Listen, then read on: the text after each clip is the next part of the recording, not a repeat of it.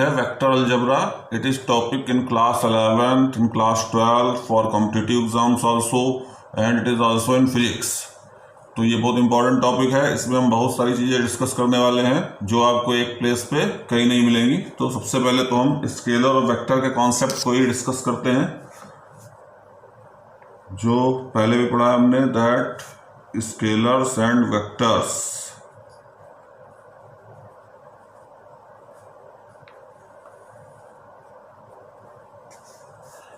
तो इसमें हम वेक्टर्स को डिफाइन करते हैं। वेक्टर्स में क्या होता है, इसमें मैग्नीट्यूड भी हो, डायरेक्शन भी हो, और which can be added according to the triangle rule. जिसको हम ट्रायंगल रूल से ऐड कर सकें, they will be the vector quantities.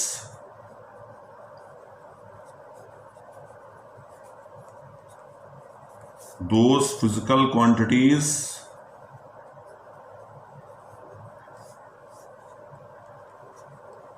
which have magnitude and direction both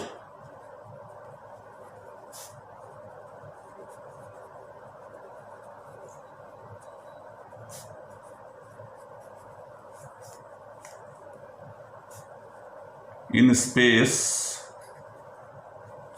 and which can be added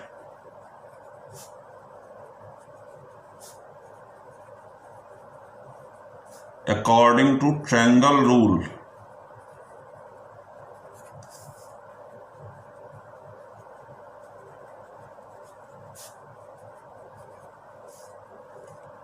of addition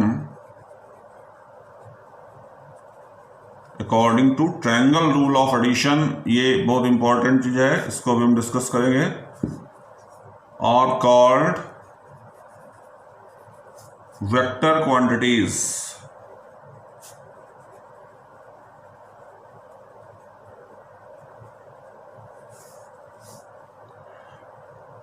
इसमें काफी examples हो सकते हैं वेक्टर्स में, जैसे कि फोर्स है,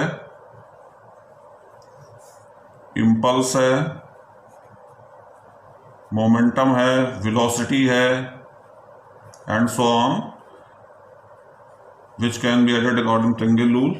अब इसी तरह से अगर हम स्केलर्स की बात करें तो those physical quantities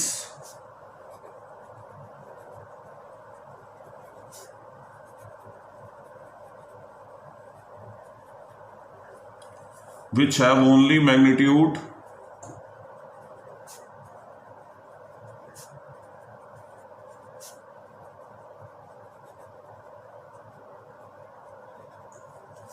and which can be added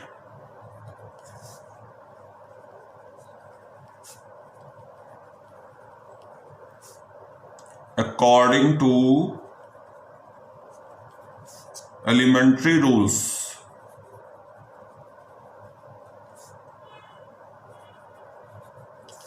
according to elementary rules of algebra are called scalar quantities।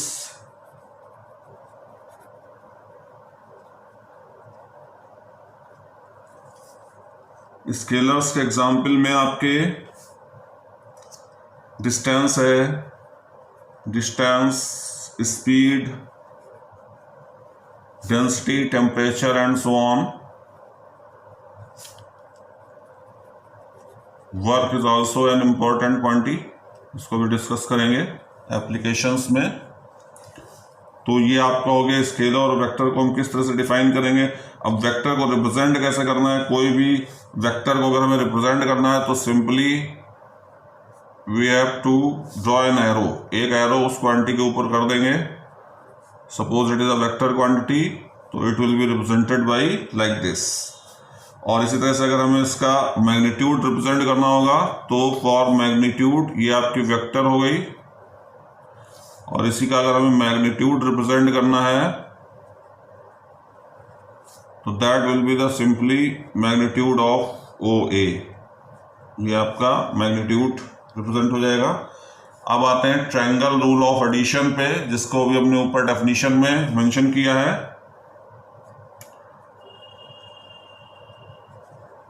What is triangle rule of addition?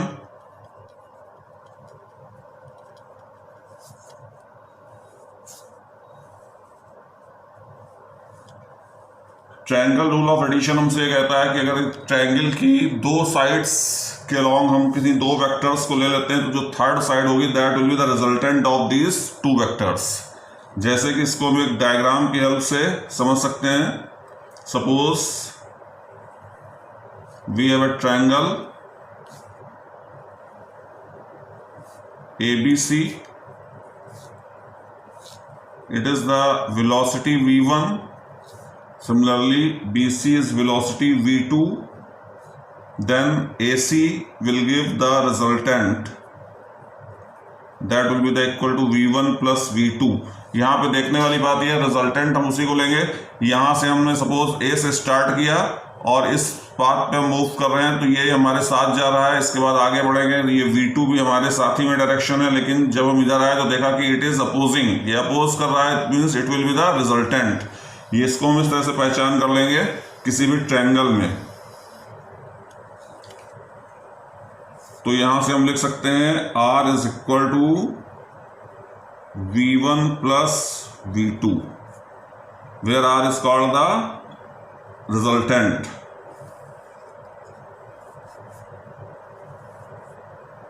It is the resultant of two velocities v1 and v2।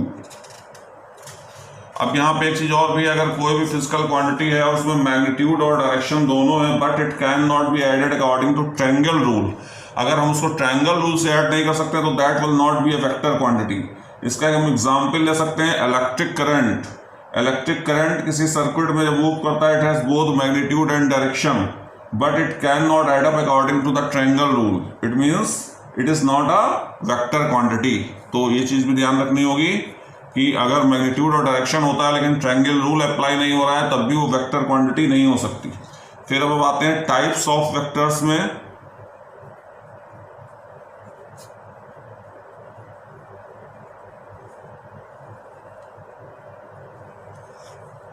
Number first is the unit vector. Unit vector बहुत ही important vector है।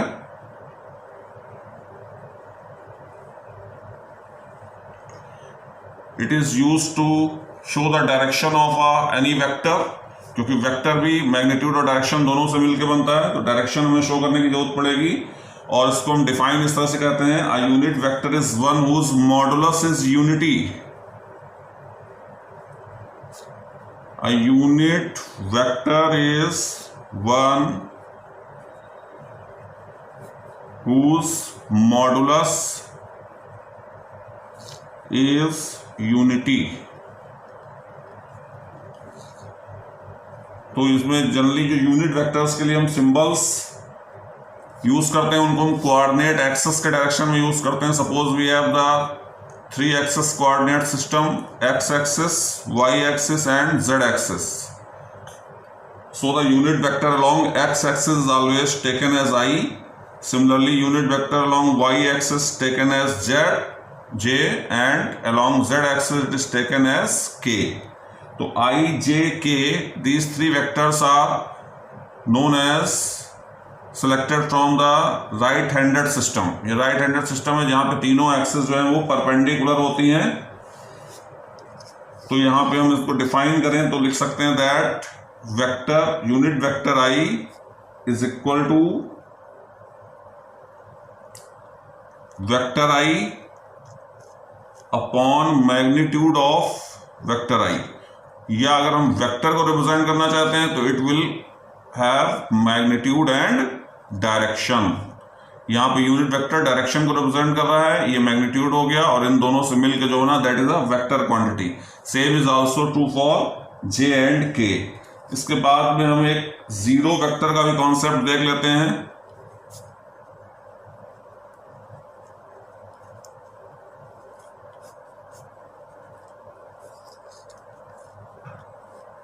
अगर किसी भी vector का modulus zero है तो हम उसको जीरो वेक्टर या नल वेक्टर कहते हैं। इसमें होता क्या है कि जिस तरह से मैंने ऊपर एक वेक्टर ड्रॉ किया था तो उस तरह से जो भी वेक्टर्स हमारा होगा उसमें इनिशियल और टर्मिनल पॉइंट जो है दैट विल कोइंसाइड, वो एक कोइंसाइड करेगा। यानी कि हम इसको एक पॉइंट से रिप्रेजेंट कर सकते हैं। जिस तरह नंबर सिस्टम में होता है कि दो इक्वल नंबर्स को हम सब्ट्रैक्ट करते हैं तो जीरो आता है, इसी तरह दो इक्वल वेक्टर्स को अगर हमने सब्ट्रैक्ट कर दिया तो we will get a zero vector. तो यहाँ पे जो जीरो वेक्टर का कॉन्सेप्ट है वो इसी से जुड़ा हुआ है। If the modulus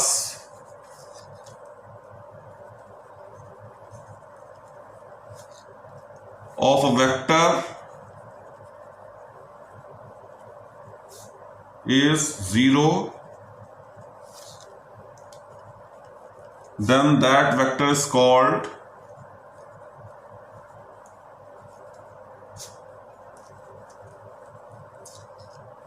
zero or a null vector।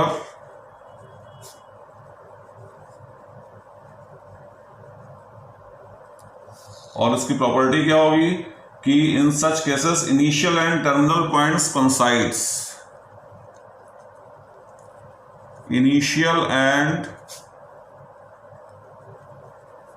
तो जब इनिशियल और टर्मिनल पॉइंट्स कोइंसाइड करेंगे तो it will represent a point. Initial and terminal points coincide, और जब ये कोइंसाइड करेंगे तब वो एक पॉइंट से रिप्रेजेंट होगा और इसको हम जीरो के ऊपर एरो लगा के शो कर सकते हैं। तो ये आपका जीरो वेक्टर हो गया। इसके बाद में इक्वल वेक्टर्स की बात करते हैं।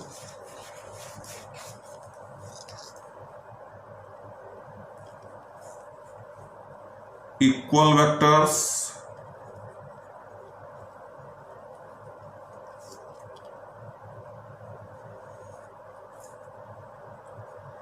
अगर दो वेक्टर्स हमारे पास हैं और वो इस तरह से हैं कि उनका मैग्नीट्यूड भी इक्वल हो और वो पैरेलल भी हो।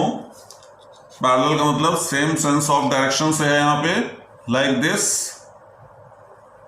Then they are called the equal vectors.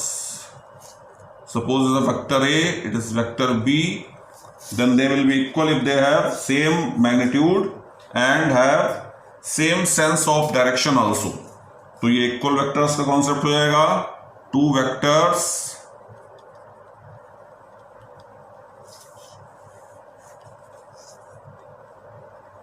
are said to be equal if they have equal magnitude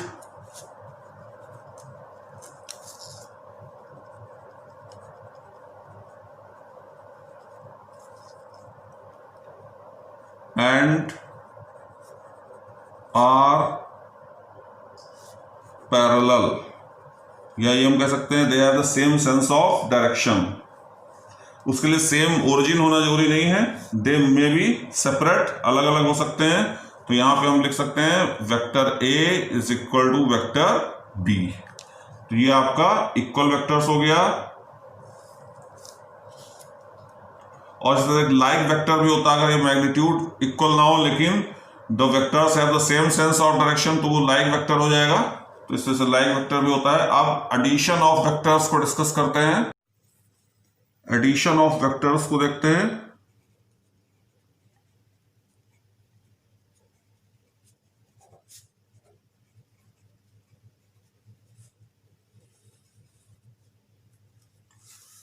suppose we have two vectors, एक वेक्टर आपका वो ए हो गया, it is vector small a. Similarly another vector is O B और O C, it is vector small b,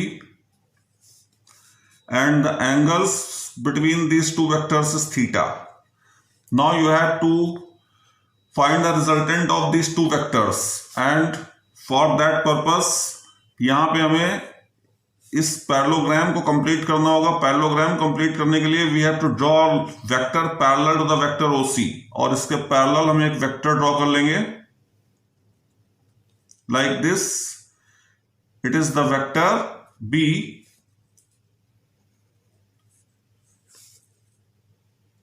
and we have completed this parallelogram. Now the OB, according to that triangle rule which we have discussed earlier, this will be the resultant of the two vectors, and let this resultant is making an angle alpha with the initial vector. Now we have to calculate its magnitude and direction. What will be the magnitude of resultant and what will be its direction? Now we have to produce this line in forward direction and you have to draw perpendicular. Let it is BE, it is 90.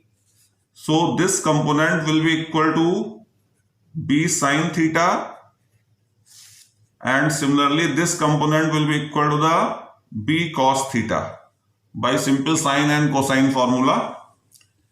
Now you have to calculate this resultant and the direction of this resultant, and for that purpose, since we have a right angle triangle OEB, so you have to apply the Pythagoras theorem in this triangle. Here magnitude of A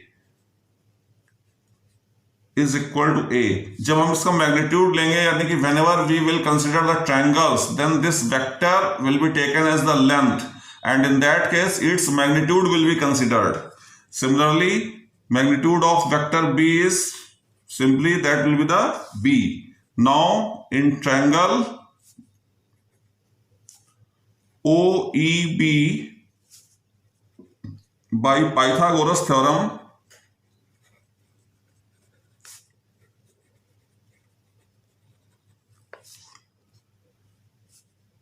we can get OB square is equal to OE square plus BE square. Now substitute these values. R square is equal to OE is A plus B cos theta. That will be A plus B cos theta square plus B sin theta whole square. Now this R square will be equal to A square plus 2AB cos theta plus B square cos square theta plus B square sin square theta. It is the expansion from the identity A plus B whole square. Now here B square will be common.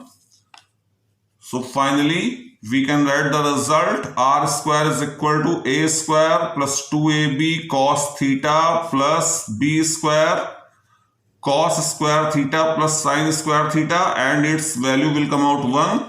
So finally we will get a relation R square is equal to A square plus 2AB cos theta plus B square. It is very important result for calculating the resultant of two vectors. Now for the direction, if the resultant is making an angle alpha, then tan alpha will be equal to the perpendicular upon base. So that will be the B sin theta or BE upon OA plus AE. Substituting the values, tan alpha will come out B sin theta upon A plus B cos theta. It is very important formula for finding the direction. Now this formula also has an application. अगर हम application की बात करें तो अगर हम इन vectors को equal magnitude में ले लेते हैं, if the magnitudes of the vectors are equal, then the resultant will always be the bisector. बहुत ही इंपॉर्टेंट रिजल्ट है, कंपटीशंस के लिए डायरेक्ट यूज कर लेंगे इसको. नोट में देखते हैं, if magnitude of both the vectors are equal, means we can write mod of B is equal to mod of A, or simply B is equal to A. Substitute this value in this result. It is equation number 1, it is equation number 2. Put this result in equation 2. From second, we can write tan alpha is equal to B is equal to A. So that will be the A sin theta upon A plus A cos theta. Taking A common, that will be cancelled out from numerator. Finally, the result will come out sin theta upon 1 plus cos theta. Now we have to reduce this result with the help of trigonometric formulas and ratios. So tan alpha is equal to 2 sine theta by 2 into cos theta by 2 upon 1 plus 2 cos square theta by 2 minus 1. This one will be cancelled out. 2 will be cancelled out. Cos theta by 2 will be cancelled out. So finally the result will come out tan alpha is equal to tan theta by 2. So by comparison we will get alpha is theta upon 2. Very important result. Ki when the magnitudes of two vectors are equal, when b is equal to a, if the magnitude in diagram अगर हम देखें, अगर इन दोनों का magnitude equal होता है तो resultant will always the bisector, resultant will bisect the angles between the vectors. So it is a very important result. When the two vectors are equal in magnitude, then resultant will always bisect the angles between them. Now we have to discuss some properties of vector addition.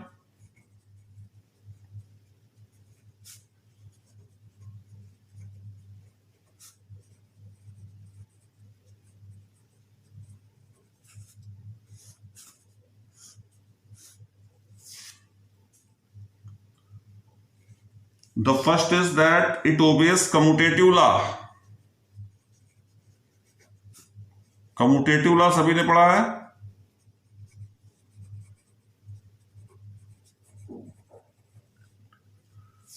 Commutative law says that vector A plus vector B is equal to vector B plus vector A. It is the commutative law.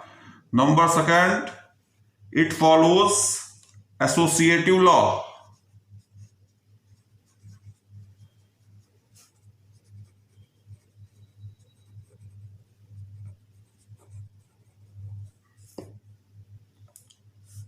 In associative law, we have to take the three vectors. So A plus B plus C is equal to A plus B plus C. So it is a associative law. Now there is also a small topic of subtraction of vectors. Subtraction of vectors is nothing but the addition. Subtraction of vectors का कोई separate rule नहीं होता है. Subtraction of vectors के लिए हम एक vector की डायरेक्शन को अपोजिट करके दूसरे वेक्टर में ऐड कर देते हैं. It is the subtraction. तो ये क्या प्रॉपर्टी आपकी हो जाएगी? In order to subtract the vector B from vector A, reverse the direction.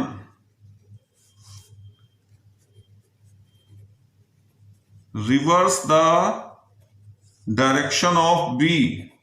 जिस वेक्टर को हमें सब्ट्रैक्ट करना होगा उसी की डायरेक्शन को रिवर्स करेंगे. Reverse the direction of B and add to A. और दूसरे वाले वेक्टर में ऐड कर देंगे. It means A minus B can be written as A plus minus B. और इसको एग्जाम्पल में देख लें.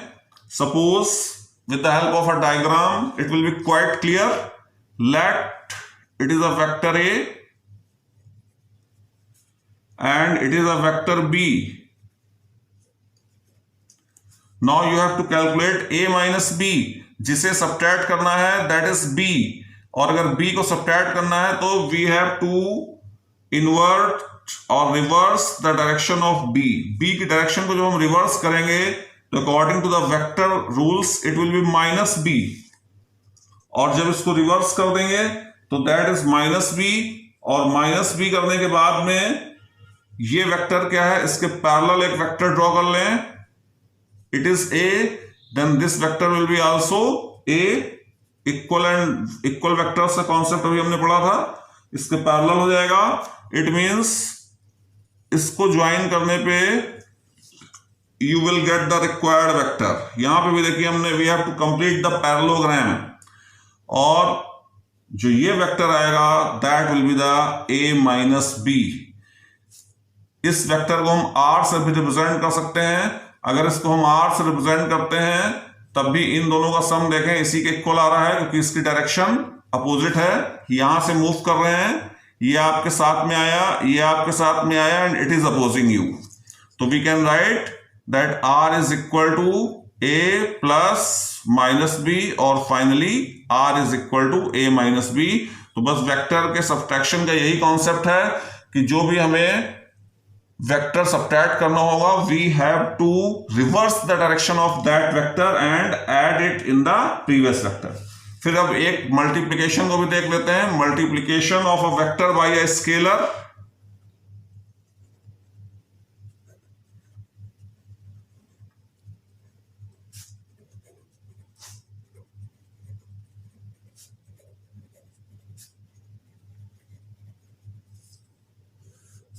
Multiplication of a vector by a scalar. Let m is any scalar quantity and a is any vector. Then ma is defined as the multiplication of a vector by a scalar. और हम ये कह सकते हैं it is also a vector. That will be also a vector whose magnitude is m times the magnitude of a, और direction भी वही रहेगी जो वेक्टर की डायरेक्शन है। अब इसमें यहां पे एक चीज और भी है, डायरेक्शन में ये भी डिपेंड करेगा कि इस m की वैल्यू कैसी है। इफ m इज पॉजिटिव तो उसकी डायरेक्शन सेम रहेगी, same as vector a, and if m is negative तो इसकी डायरेक्शन अपोजिट हो जाएगी, opposite to a।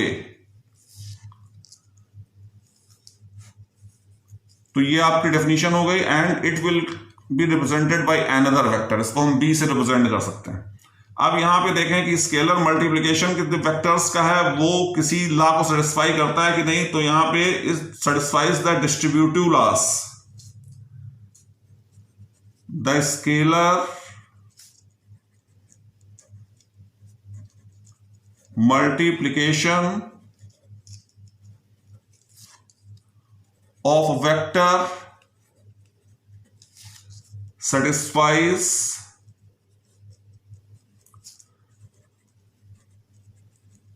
distributive laws।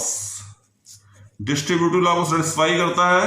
इसको हम ऐसे लिख सकते हैं m plus n vector a is equal to m vector a plus n times vector a, और it can also be written as m a plus b in case of two vectors. अगर हम देखते हैं तो that will be the ma plus mb, where m and n both are the scalars, m and n are scalars and a and b are any vectors।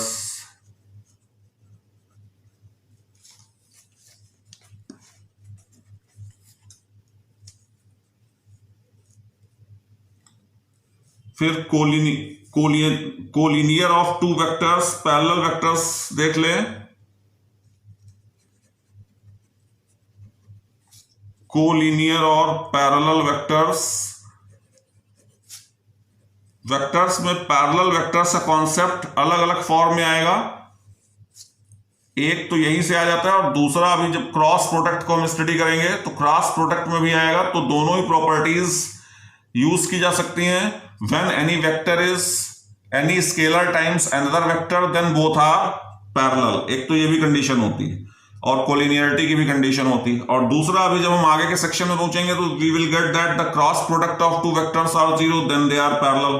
तो results को हम कहीं पे यूज कर सकते हैं, बोथ रिजल्ट्स आर यूजफुल। तो यहां पे देखें, two vectors a and b are collinear or parallel